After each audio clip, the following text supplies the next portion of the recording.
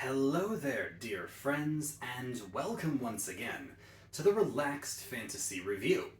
Today, we're going to be talking about a subclass of the Warlock, straight out of Tasha's Cauldron of Everything, the Genie Warlock. This one calls back to the Arabian Nights, back to the mysteries of the magic lamp and the genie that comes out of it. But in this case, instead of the genie being your servant and you getting 3 wishes and then that's it, this time the genie is actually a free spirit and you are getting power from them. You see, genies are a real thing in D&D. The Tao genies are earth elementals that come from the plane of earth. The Ifriti genies are fire ones that come from the plane of fire. The genies come from the plane of air, and the Marid genies come from the plane of water. They are basically elemental spirits with quite a bit of power. Like, genies are in the monster manual as pretty powerful enemies, but in this case, one has decided to grant your warlock magic. So, what does that look like? How does a warlock wield the power of a genie? Well, straight away at first level, you get to pick which of the 4 types of genie you want. And this is important throughout your career because it affects several things that happen to you. First of all, it affects your expanded spell list. Warlocks get an expanded spell list, which just adds spell options to them. They don't get them automatically. All genies get a series of spells, which include things like Phantasmal Force and Phantasmal Killer. But then, depending on what type of genie you get appropriate spells. The Tao gets stuff like Wall of Stone, the Ifriti gets stuff like Fireball, the Genie gets stuff like Gust of Wind or Wind Wall, the Marid gets Cone of Cold. There's a lot of cool stuff on there, and a lot of duds, depending on which one you pick. I went through all of them and ranked it based on the spell and then averaged the whole thing out, and it ended up getting a 5 out of 10. And then there's one more that all genie get, and that is the Wish spell. When you get to level 17, you can choose your 9th level Mystic Arcanum. You can choose Wish, which most Warlocks can't. Only the Genie one can. Normally, Wish is reserved for Sorcerers and Wizards, but now the Warlock gets to dip their toes. So 6 out of 10 instead of 5. Mainly because, yeah, Wish is awesome, but you're not going to get it till the end of the game if you make it that far, so it doesn't affect most of the game. But I'm going to tack that extra point on there just because that's pretty awesome. The other thing you get is the Genie's Vessel. You can think about the magic lamp, or a bottle, or it even says it can just be any other trinket item like a ring, or a pendant, or something else. It just has to be an object that you carry on you. And the Genie's Vessel does 2 things. First of all, it is an interdimensional space, or rather a pocket dimension, like a bag of holding. But this one is comfortable, 20 by 20 in space, and is full of like cushions and tables. It's a very cozy spot. You can enter it as an action, stay inside it for a number of hours, twice your proficiency bonus, which at the very beginning is 4. So you can take a short rest in there anytime. And another creature can carry around the vessel. Like, it doesn't have to be you carrying it. While you're inside it, you can hear out of it as if you were present in the space. It does have the ability to be destroyed. It's got AC and health that scales with your level and your proficiency bonus and your spell save DC and all the rest of it. But basically it's an item, so I don't know why someone would destroy it unless they saw you pop into it.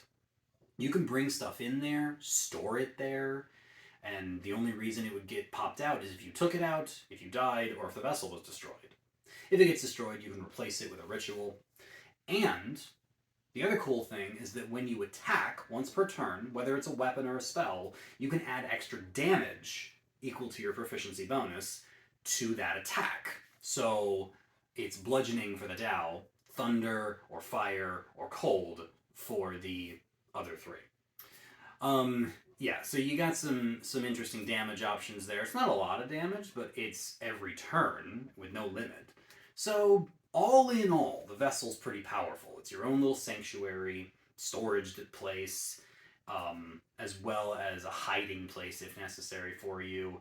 And you can rest in there, and it's all good things. Lots of good things. The only real downside is that only you can go in there. For now. I give this 9 out of 10 to start off. Now for level 6, when you go up in levels, you get the elemental gift. This means you gain resistance to the damage type of your chosen genie. So bludgeoning, thunder, fire, or cold. But you also get flight. With a bonus action, you can activate a 30-foot fly speed, lasts for 10 minutes, doesn't take concentration, and you can do this proficiency bonus times per day, which at this point is 3. So you get 30 minutes of concentration-free flight in 3 10-minute increments, which is amazing. The fly spell lasts 10 minutes, and yeah, you can go faster, but it's a spell slot, and it takes your concentration. This doesn't, and it comes a level later. Like, this is a fantastic power. It's not slow, it's relatively idiot-proof. You can just use it when you need it, whether it's in combat or for puzzle solving, and it lasts more than that minute time span. So yeah, I'm giving this 10 out of 10. Damage resistance and flight together in one thing. I wish I could give it more than 10. Now, at 10th level, your vessel gets upgraded because now you can take your party inside. You can bring in a bunch of creatures. They can stay inside the vessel. That you have to be in there with them. You can't put them inside and leave. You also have to be doing this with willing creatures. You can't do this with an unwilling creature and trap them. But yeah, they can stay in there. They can store their stuff in there if they want to. They also, in a 10-minute time span, can benefit from a short rest. So that's pretty handy. And that includes you, so it quickens up your short rest. And this is the idea where you would put everyone in the ring or the pendant or whatever, except for the rogue, slip that on them, and then they can get the whole party in somewhere, kind of like the bag of holding trick, except without the breathing restrictions or the room restrictions. It's just fantastic. Faster rests, the whole party gets a safe place. And yeah, it is absolutely 10 out of 10. This is what I wanted from Genie's vessel. The idea that everyone can just go in the innocuous item and then hide or rest or whatever. It's great. So 10 out of 10 for that. Finally, at level 14, you get the power of Limited Wish. In the old editions of D&D, Limited Wish actually was a spell. It's no longer a spell, but reappears here in the Genie Warlock's ability. You ask your Genie patron for a 6th level or lower casting of a spell. So pick your favorite 6th level or lower spell. You could be Raise Dead or Reincarnate. It could be Contingency. Cool thing about it is that it can come from any spell list. So it could be Hypnotic Pattern. It could be Haste. It could be Fly. It could be Wall of Force. It could, just pick your favorite spell. And the Genie patron will cast it for you as an action. The other cool thing is that it doesn't require any special casting time, any components, nothing. It's just like the Wish spell where it happens as an action and that's it. There's no other requirements. You're not going to pull off a Simulacrum like this because that's a 7th level spell, but it's still a really, really powerful thing. The only limitation that's placed on it is that you can only cast this once per 1d4 days.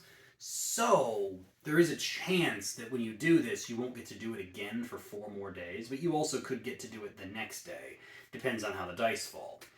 All in all, it doesn't really matter how often you can cast it because it means you can pilfer spells in emergencies from any spell list, no matter what. And again, those resurrection spells really going to come in clutch if you lose your cleric or your paladin or whoever knows the resurrection spells. And you're like, well, crap. Even if you used your wish that day, wait 4 days, cast Raise Dead. Now you got them back. This is an awesome power. It's very, very 10 out of 10. It's super, super good. And if nothing else, if absolutely nothing else, it's just a free Mystic Arcanum or a free spell slot. And and Warlocks love those. Like, that's awesome. And it's like the best kind of thing for a Warlock where you can use magic that it doesn't belong to you, kind of like the Bard's magical secrets, and it doesn't cost you a spell slot to do it. You just have to wait a little while. 10 out of 10, no doubt. And then, of course, 3 levels later, you get the actual wish spell, if you want it. And, of course, you want it. So, that's the Genie Warlock. If it wasn't for that expanded spell list being a little hit or miss, I would give this 10 out of 10. That spell list does leave a little bit wanting. Even if you pick the best one, you're still looking at not so great list from the generic Genie list. But honestly, I don't think that matters, because that expanded spell list is just a suggestion list. You could almost disregard it if you wanted to. Grab your favorite spell from it, ignore the rest, and then just live with these awesome features. The Genie Warlock's one of the best in the game, no question about it. And yeah, I think that this is easily a Warlock that you should consider taking if you're just wanting a fun mix-up on how patrons work, because the Genie is just a cool patron to have. This has been the Relaxed Fantasy Review. If you enjoyed the video, please like and subscribe down below, and keep your eyes peeled for more subclass reviews coming down the line soon. Have a good one, my friends.